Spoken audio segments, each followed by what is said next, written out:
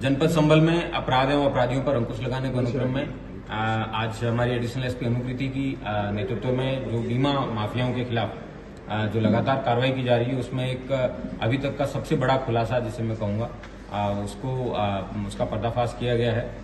पिछले साल अगस्त महीने में एक विकलांग व्यक्ति की को सिर पे हथौड़े से वार करके और बाद में उस पर गाड़ी चढ़ा के उसकी हत्या कर दी गई थी। उसके बहुत क्लोज रिलेटिव्स हैं, उनके द्वारा बाद में उस पर एक रैश ड्राइविंग का मुकदमा किसी अज्ञात लोगों पे लिखवाया गया और 4 महीने बाद पुलिस के द्वारा साक्ष्य नहीं मिलने के अभाव में दिसंबर माह में उसमें एफआईआर लगा दी गई।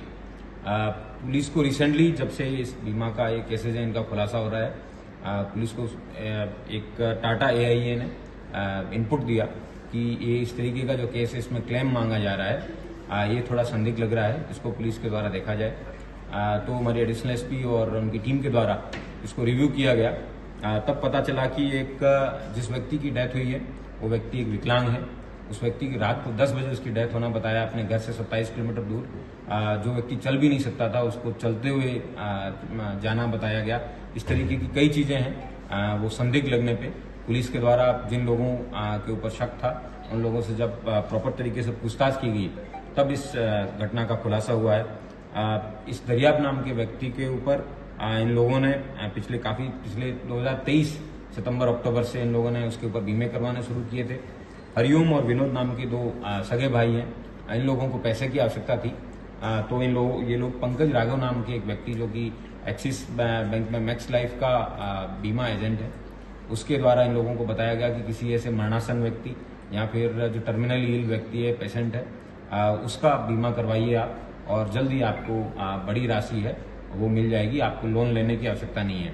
इसके बाद में इस हरिओम नामक व्यक्ति के द्वारा दरियाब नाम के व्यक्ति की डिटेल दी गई इसको और फिर इनके द्वारा करीबन 1 साल भर में इनके ऊपर तमाम प्रकार के बीमे करवाए गए इनके और 1 साल बाद में इस व्यक्ति को मौत के घाट उतार दिया गया।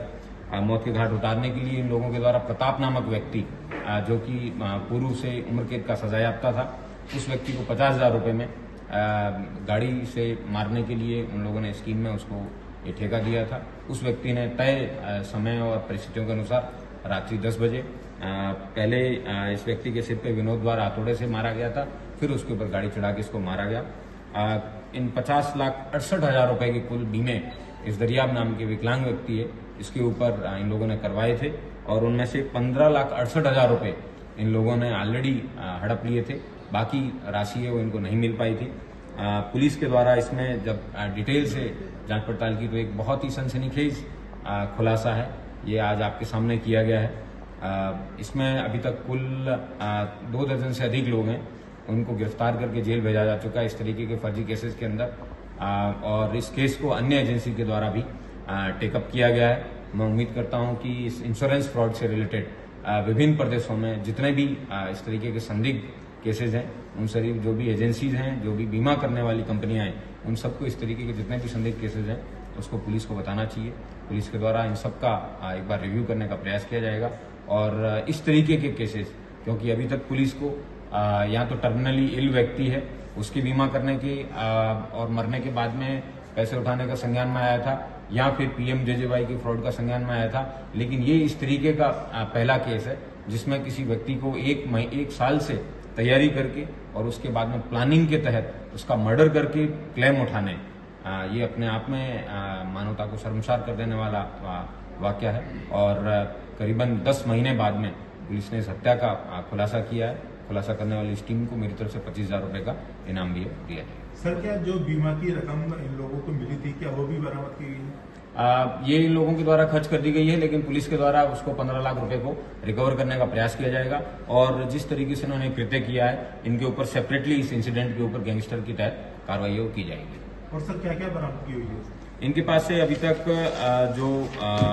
जो पॉलिसी रिलेटेड आइटम्स हैं वो मिले हैं और दरियाब की जो इन्होंने एक्सिस बैंक की पासबुक है, डेबिट कार्ड है, चेकबुक है, वो सब मिली है और मृतक के नॉमिनी के नाम से जो ऐप है वो इस राघव नामक व्यक्ति है, इसके मोबाइल में चल रही थी, उसको भी पुलिस के द्वारा बरामद किया गया है। घटना में प्रयुक्त जो वाहन था, जो इको गाड़ी थी जिसके तहत इन लोगों ने उसको कुचला था, उसको भी पुलिस ने रिकवर किया है और आला कत्ल है उसको भी बरामद किया गया है। उसके अलावा इन्होंने थाना कोतवाली के अंदर 2 जाली स्टाम्प मोहर है वो भी बरामद की है। घटना से रिलेटेड जितने भी संपूर्ण साक्ष्य है जिसके तहत इन लोगों को सजा दिला सके, प्रभावी पैरवी करके पुलिस के द्वारा जल्द इनको सजा भी दिलाई जाएगी और गैंगस्टर भी लगाया जाएगा। सर, पंकज राव बैंककर्मी है, तो ऐसे मामले उसके पास और भी हो सकते हैं क्या? बिल्कुल, इसके द्वारा जितने भी इस तरीके के बीमे जिन जिन कंपनियों में करवाए गए हैं पुलिस के द्वारा रिव्यू किया जाएगा, क्योंकि इसने बबराला में पूर्व में चल रहे इस तरीके की जो गैंग है वहां से उसने ट्रेनिंग ली थी, वहां से उसने ये कृत्य करना सीखा था। इसलिए इसकी पूरी संपत्ति को भी खंगाला जाएगा और इसने जितने भी बीमा अभी तक करवाए हैं उन सबको जांच की जाएगी। Thank you.